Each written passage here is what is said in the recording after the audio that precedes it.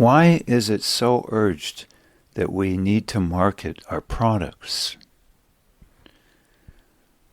Why is it also urged us that most everything is not new under the sun, but simply a rehash? Why are we urged not to pursue our dreams? That we're just probably illusioned, have wishful thinking if we think we are way above average in some department. Some perhaps saying we're simply delusional, or narcissistic, they might say, or full of it, or arrogant. They might say, oh, you're bipolar, you're manic. Well, we may, yes, indeed, have quite a bit of wishful thinking that colors us as to what we really are, our assets and our negativities. Hence, it is often urged that you need to market a product heavily, too, because if you think you can simply build it and they will come, you are sorely mistaken. Seth Godin has talked of this. Caleb Jones has talked of this. Many have talked of this. The need for marketing. With us also often ridiculed if somebody wants to go try to make it, so to speak, in New York City or Hollywood, to become, quote, a star, on the basis of their belief they have something rather unique in some way, shape, or form. But I bring this up, and it is so obvious in one sense. There is the term, so-and-so is so beautiful, or they are gorgeous, or he is so handsome, or his or she is a knockout. Now, do such individuals need to take out an ad in the paper saying they are looking for dates? Would so-and-so please apply? Do they need to go very often to dating sites to get dates? Or do such literally almost fall in their lap? Does the world beat a path to their door?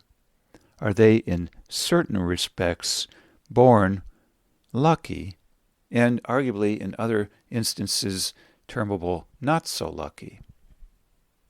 For they're so busy dating or having various forms of pleasure that they do not have time to do much of anything else. But once again, do such individuals need to take out ads or billboards saying that they are looking for dates? No, I would say, unless there is something very curious going on, in that they are very beautiful but don't know it. In the conventional source of beauty I'm talking about. The so-called person who walks into a bar as a female and finds all the males' heads turning, and the phrase being tongues hanging out also, and being, quote, hit on constantly. Yes, some women, for instance, saying they hate being hit on constantly or being referred to as a slab of meat. Do such people typically take out ads in the paper or need to go or want to go to dating sites? I don't think so, unless they are very picky as to who they are looking at, or shall we say more appropriately, wanting more specificity on who they're looking for, and want to cut down on the amount of time and overall errancy of who they come up with for dates in general. But if a female who is young and, quote, typically considered very, quote, beautiful or a knockout, wants to partner up with anybody, well, then she will certainly not need to market, will she? And with any product in general, if you don't care who buys your great mousetrap, you probably wouldn't need to take out an ad in the paper for it and do lots of marketing also. That is, again, if you didn't mind who buys the product any more than a female who is a knockout gorgeous person minds hooking up, so to speak, with just anyone, as opposed to being more specific by far, then arguably her wanting to market in terms of selection purposes, not maximizing sales per se, or her offerings, her partnering per se. There being a big difference. And isn't that then why Audrey Hepburn, say, found herself a star all of a sudden around age 20, appearing blockbuster fashion in her first movie, Roman Holiday, the English actress who took that genre by storm? Wasn't she thus, in a sense, a better mousetrap? Did she need much billboard marketing? Did she need to hone her portfolio greatly and profit between hundreds of studios? I'd say no, no, no. Now, how that happened, that she was at a point where that would simply require a simple screen test, and then the words "she's been discovered" being uttered, is a completely different matter. I have my own views on this from her teen years, which were very formative in very unusual settings in World War II in Holland. But at any rate, surely some products do not need marketing. I've been referring so far in an almost derogatory term toward certain gorgeous women. If their audience, so to speak, is desired to be everyone, not someone quite specific, once again. Audrey Hepburn, by the way, probably did not care who watched her movies, the more the better. Likewise, those who have oodles, so to speak, of money probably do not need to market much as being prime catches for marriage material or dating material also. And if not money, having some other form of power or influence, control, what have you. Hence, ironically, some women love to pursue men of money, or those who have lots of power in terms of allies, for one thing, for what it will do for them. Not necessarily relationship-wise, but simply the money/power aspect, or power in general. They might even want to marry or be around arguably frail, tall, ectomorphic financial wizards for the clout such individuals have by way of the money or other forms of power. These individuals then, of the money sort, the power sort, the male sort, often do not need to market, surely. Why? Because they have arguably a better mousetrap in certain ways. Better mousetraps do not need marketing, do they? Case in point, wasn't the iPhone and the iPad by Steve Jobs a better mousetrap? And they hit the scene by storm. I doubt very much he needed to do much marketing. Brian Tracy brings this up amongst other videos in the 4 P's or principles of marketing. Likewise, he brings up Lady Gaga as having hit the scene by storm out of nowhere, he claims. And after having watched some videos on her, I would say she hit the scene in terms of the sexual arena, not the financial arena. But these being 2 key kingpin areas, I believe, that if one is stellar at, one doesn't need to market. So if we think we have a better mousetrap and are urged that typically we are just engaging in wishful thinking, is probably because many of us would like to believe we have something high in terms of great sexuality or great financial clout, when actually that is not there, and what we do have is not enticing to many people. Might I add a third avenue being sports prowess. If one is a great football player, basketball player, one probably doesn't need to market that either, for other reasons. So, the upshot. What doesn't need much marketing? If one recognizes what one has and doesn't hide the so-called light under the bushel.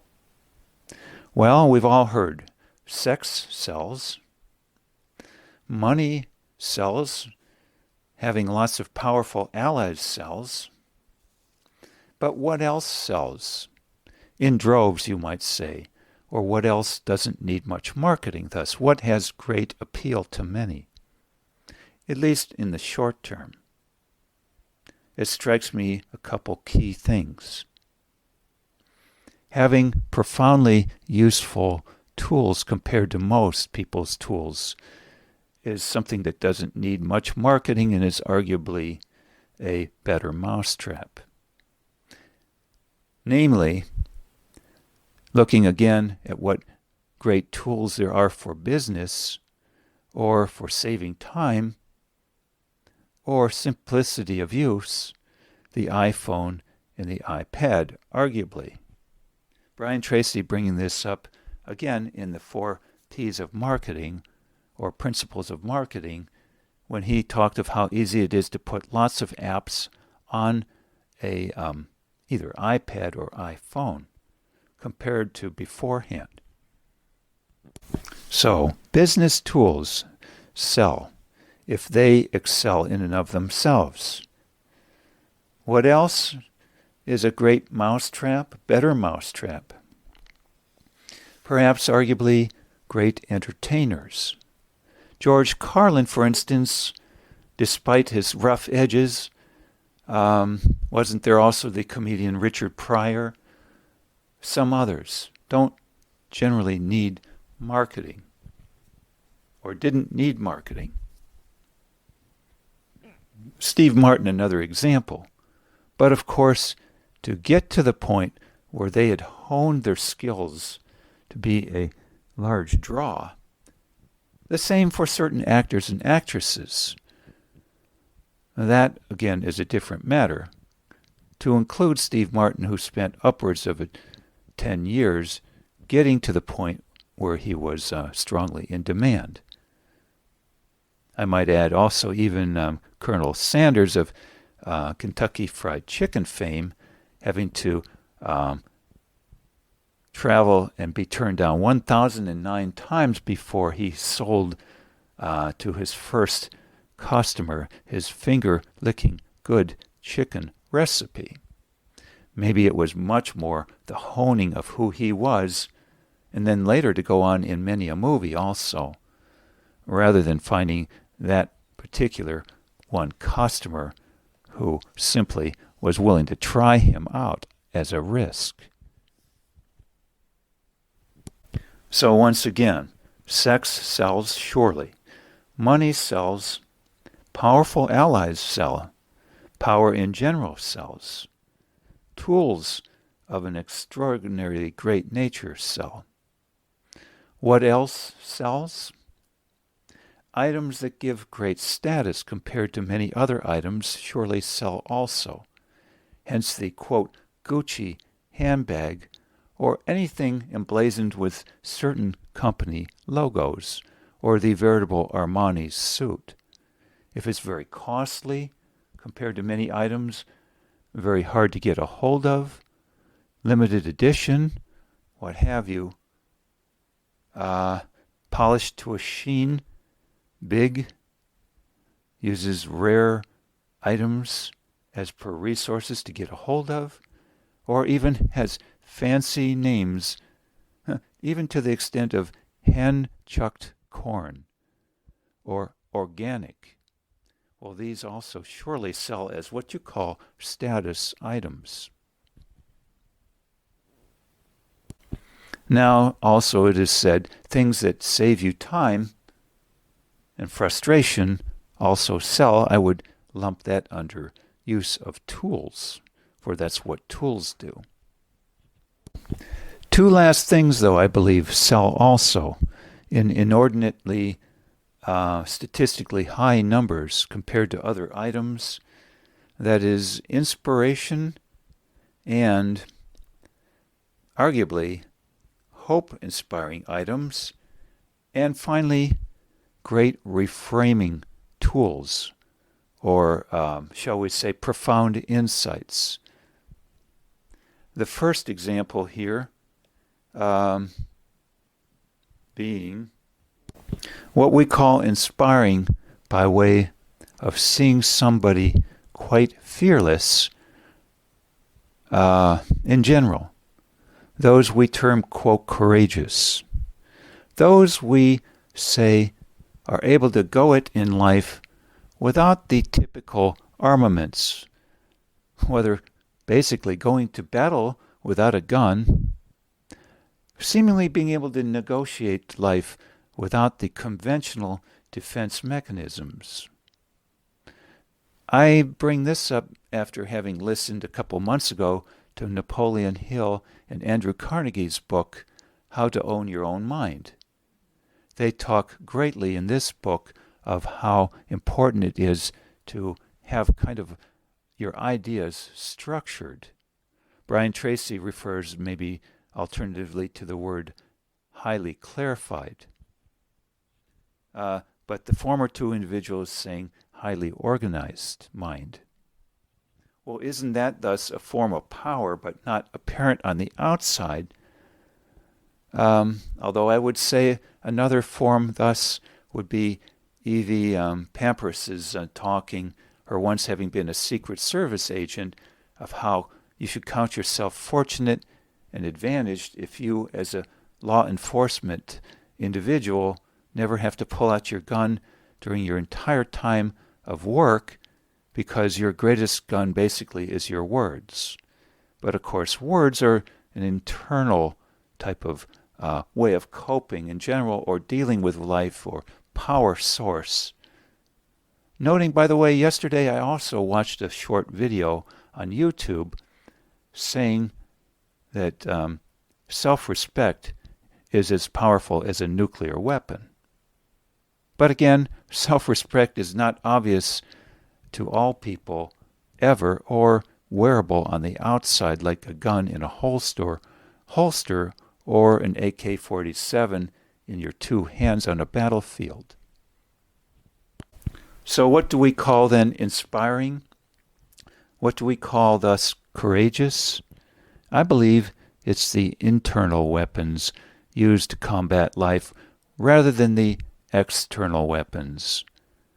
Whether it is the great marksman who is part of a military outfit, whether it is someone on a battlefield, again, with weapons of various sorts that we call weapons, namely guns, bombs, planes, tanks. You could say weapons also being having strong allies, having lots of money, having assurance that one is invincible to being killed, because one will be living forever, guaranteed no matter what. These being prime ways of empowering or gaining comfort, gaining control, gaining mastery over anxiety ultimately.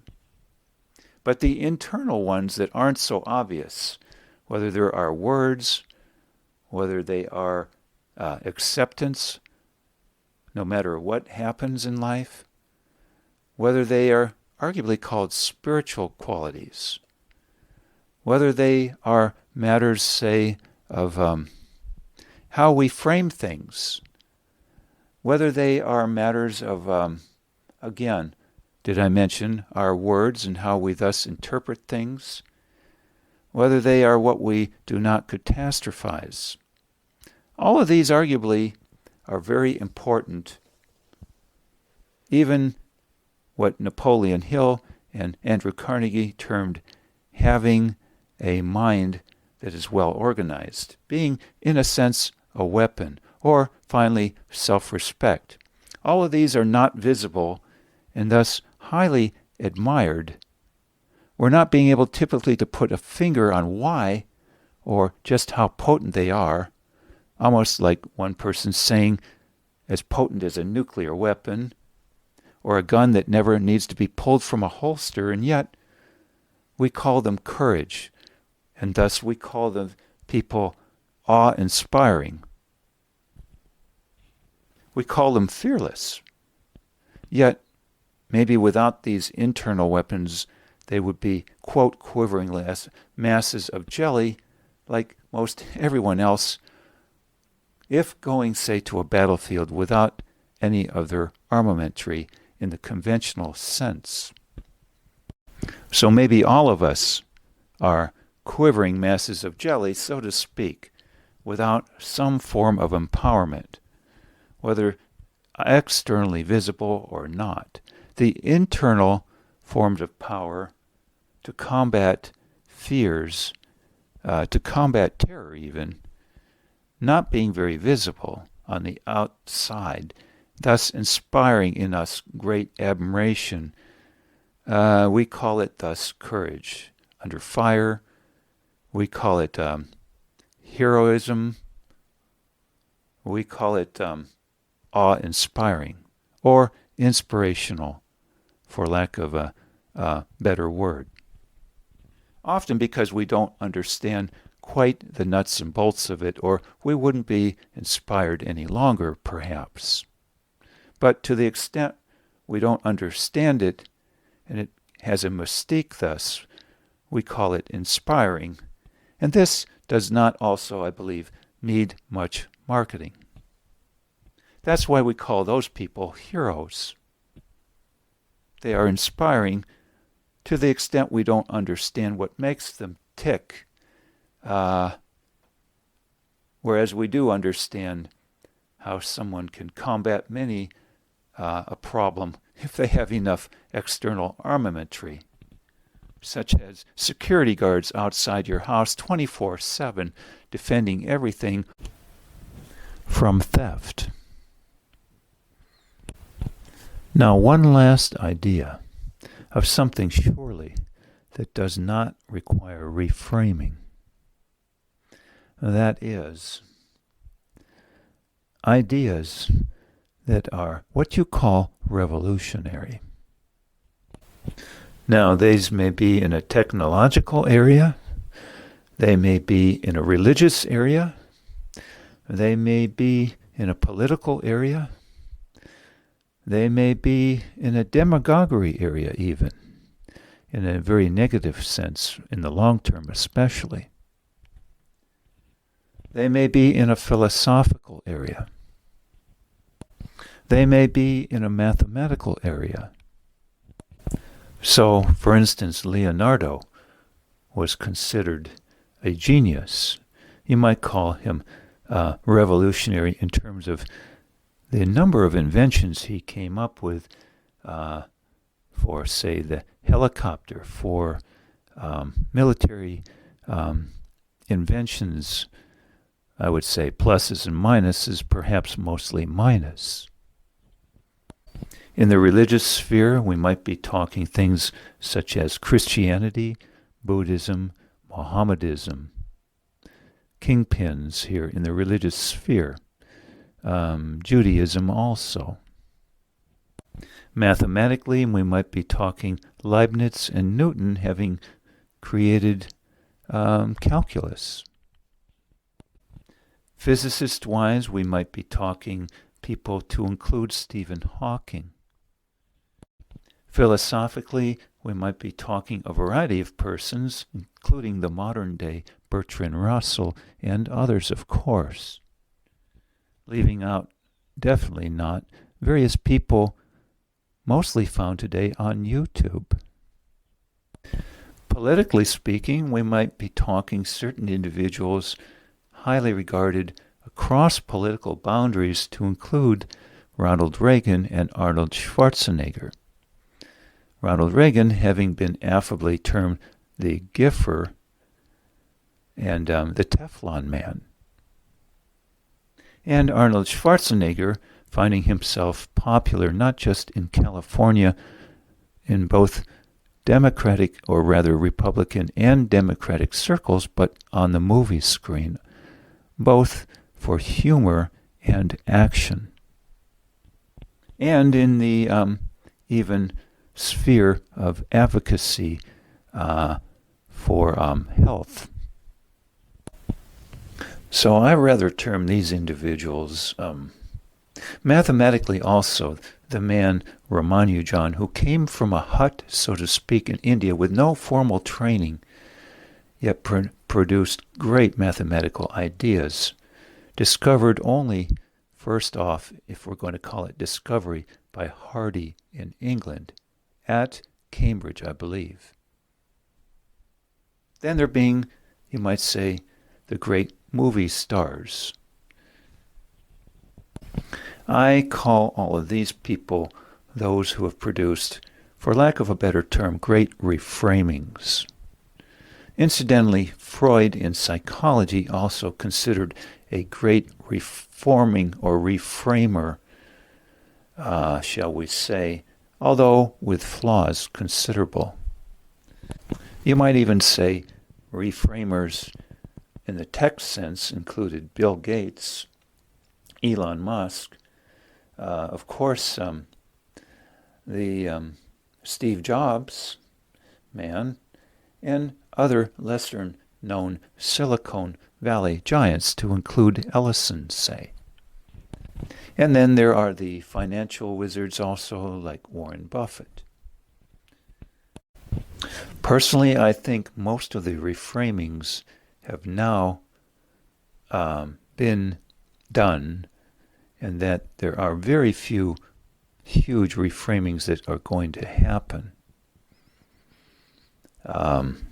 There may be more control exerted by a few over many, but I don't believe that is necessarily called a reframing, except for one area yet to be conquered, I believe, yet to have great inroads, and that is a reforming and reframing thus of our language itself to a respect-based language regarding people, the terminology involved.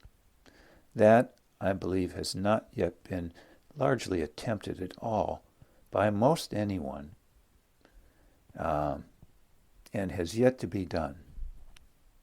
All other areas, I believe, have basically been largely covered.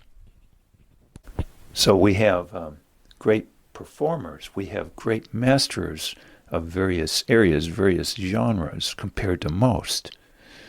But maybe they learned the algorithms far better than most, or had certain key upbringings. But reframings, I think, are going to be very slow to come from now on, except, again, my personal belief in the area of language. Language concerning the terminology we apply to people, and thus societies, religion, all aspects of society's Weltanschauung, our overall viewpoints, that including, of course, psychology too.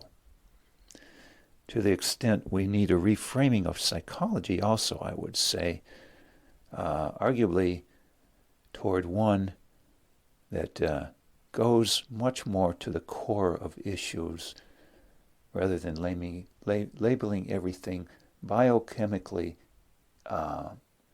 influenced or brain structurally influenced. To my mind, that an additional area needing and wide open for reframing. Both of these areas are words, and the psychology of mankind, I think, are not going to come from inside institutional or brick and mortar training systems. They're going to come from the outliers. They're going to come from what is called the autodidacts. They're going to come from the people in the huts out in the middle of nowhere who have been unplugged and create reframings because they can.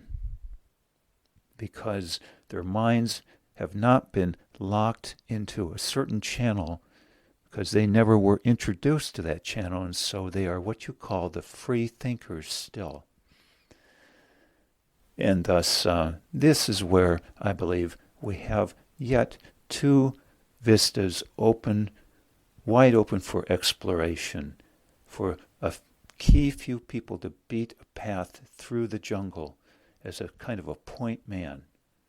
Our words and our viewpoint on mankind's psyche, his emotional pain, as termed psychology, not from the label of religion, maybe it going either way. A new view on religion completely, or a new view on what you term it psychology.